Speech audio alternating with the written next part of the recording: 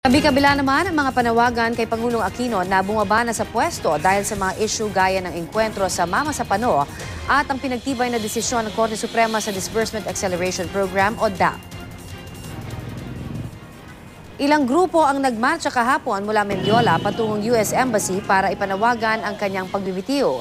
Ganito rin ang panawagan ng ilang mambabatas sa Kamara. Dagdag pa ni Bayan Muna Representative Nery Colmenares, pananagutan ng Pangulo ang pagkamatay ng 44 na miyembro ng Special Action Force, kaya dapat na siyang magbitiw.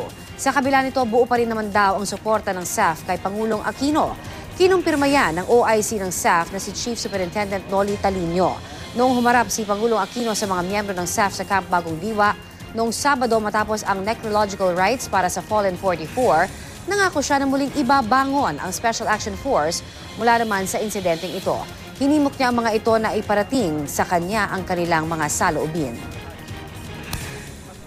Mabigat yung mga kalaban, desidido, alangang bituka talaga.